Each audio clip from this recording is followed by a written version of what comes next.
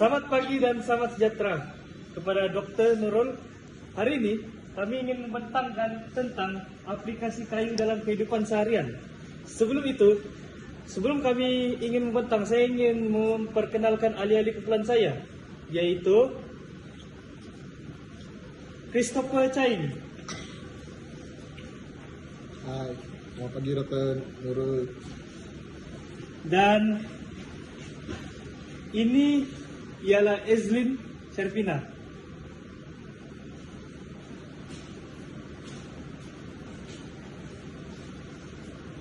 Dan ini ialah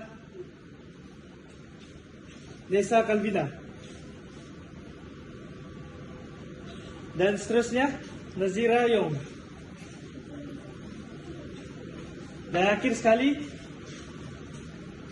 Nurin Irsalina. Baiklah. Dalam aplikasi kayu ini, kayu mempunyai bahan yang dapat diaplikasikan dalam pelbagai kegunaan dalam kehidupan manusia. Ini disebabkan sifat mekanikal yang terdapat dalam kayu yang mencirikan kualiti keseluruhan bahan dan berkadar langsung dengannya. Oleh itu, kekuatan kayu dapat dilihat dan dapat diaplikasikan melalui konsep pemampatan, kekuatan lentur, ketegangan, daya rincian, dan dari segi kekuatan. Seterusnya, kekuatan lenturan. Kekuatan lenturan ialah keupayaan kayu untuk menahan beban yang cenderung untuk membuatkan kayu tersebut lentur. Contohnya, seperti kayu ini, apabila diletakkan beban, kayu akan melentur tanpa patah. Contoh kekuatan lenturan yang kita sering aplikasikan dalam kehidupan seharian ialah pembinaan bangunan dan rumah. Seperti yang kita nampak, rangka bangunan ini menunjukkan kayu-kayu ini lentur apabila diletakkan kayu yang lain dan dia tidak patah. Pertama, saya akan menerangkan daya mampatan. Daya mampatan merupakan beban yang dikenakan ke atas sesuatu objek dan boleh memampatkan sesuatu objek tersebut. Sebagai contoh, di sini terdapat jabatan. Apabila kenderaan atau beban yang lain melintasi jabatan ini, berat beban akan menggunakan daya ke bawah dan daya mampatan akan dikenakan pada kabel jabatan. Itu saja dari saya. Seterusnya saya akan terangkan lebih lagi kepada daya ricihan.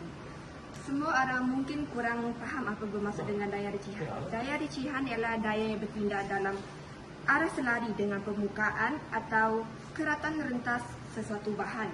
Sebagai contoh, ini adalah contoh kehidupan seharian yang menunjukkan dalam daya ricihan. Untuk memotong sekeping kayu, kapak atau bilah digergaji dipegang selari dengan objek. Bila disimpan rapat dengan kayu, daya mekanikal yang dikenakan oleh orang itu pada bilah akan dipindahkan ke sekeping kayu. Daya ini memotong kepingan kayu itu kepada dua bahagian, oleh itu daya ricihan dikatakan wujud. Untuk terangkan lebih lagi, saya akan tunjukkan caranya. Seperti ini, daya mekanikal yang terdapat pada, anggap ini pembaris ini sebagai bilah gergaji. Daya mekanikal yang terdapat pada mata gergaji ini akan dipindahkan kepada suatu objek yang akan dipotong, dan bila dia dipotong, objek akan terbelah kepada dua bahagian. Itulah yang dikatakan sebagai daya ricihan. Struktur kayu adalah antara tamahan yang paling berfungsi pada landscape, yang boleh bertindak sebagai kawasan tempat duduk, membumbung, pintu gerbang, sokongan untuk tumbuhan memanjat, dinding, pada privasi dan banyak lagi. Kekuatan tegangan ialah tegasan atau beban maksimum yang boleh ditahan oleh bahan semasa diregangkan atau ditarik sebelum ia pecah atau berubah bentuk. Ia adalah sifat mekanikal kritikal yang digunakan untuk menilai keupayaan bahan untuk menahan daya tegangan. Contohnya bumbung yang berstrukturkan kayu. Kekuatan tegangan biasanya diukur dalam unit daya per unit luas seperti Pascal atau Megapascal. Okey, seterusnya saya akan menerangkan secara meluas mengenai kekuatan kayu. Kekuatan dan ketahanan kayu penting di sini kerana perabot sering terdedah kepada tekanan dan tegasan semasa digunakan. Seperti kerusi yang perlu menahan berat badan seseorang, kekuatan dan ketahanan kayu termasuk ketahanan terhadap impak adalah penting dalam banyak aspek kehidupan kita. Dari pembinaan hingga penghasilan perabot dan banyak lagi. Sebagai contoh yang boleh kita lihat di sini adalah gambar-gambar perabot iaitu kerusi dan meja. Untuk kerusi, kita akan menggunakan sesuatu yang boleh menahan impak dan daya terhadap sesuatu yang lebih berat supaya kekuatan kayu itu boleh dibuktikan untuk menampung beban yang lebih tinggi. Seterusnya meja juga sama juga sebab kerana kita meletakkan barang-barang di atas meja, meja perlu mempunyai kekuatan yang tinggi supaya dapat menahan dan tidak menyebabkan meja itu melentur, kerusi itu juga melentur dan kekuatan terhadap perabot, ketahanan perabot perlu ditingkatkan kerana pemilihan kayu yang baik akan dapat meningkatkan ketahanan seperti contoh yang dapat kita lihat pada kehidupan seharian kita iaitu perabot seperti kerusi dan meja sendiri. Kerusi memerlukan ketahanan yang kuat kerana kita meletakkan beban yang agak berat iaitu kita duduk sendiri di atas kerusi tersebut. Disebabkan kekuatan kayu dan ketahanan yang agak tinggi, kerusi tersebut tidak akan melentur dan tidak akan mudah rosak apabila kita mendudukinya.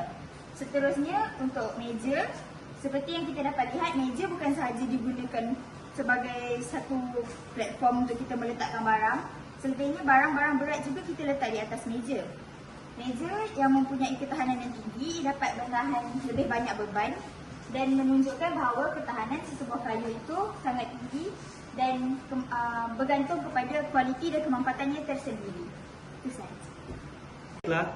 Kesimpulannya yang kami dapat daripada pembentangan ini ialah melalui pembentangan ini kami dapat lihat bahawa terdapat beberapa konsep yang berlainan yang ada pada kayu tersebut di mana dapat diaplikasikan dalam kegunaan seharian seperti ringkasan tersebut iaitu pemampatan ialah untuk sistem sokongan dan kekuatan lentur ialah untuk menahan beban yang dikenakan dan ketegangan iaitu contoh kita dapat lihat ialah teduhan iaitu bumbung dan daya rincihan ialah daya mekanikal yang dipindahkan ke sekeping kayu.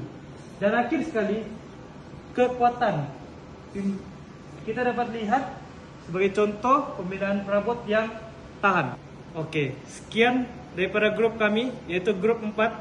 Sekian dan terima kasih.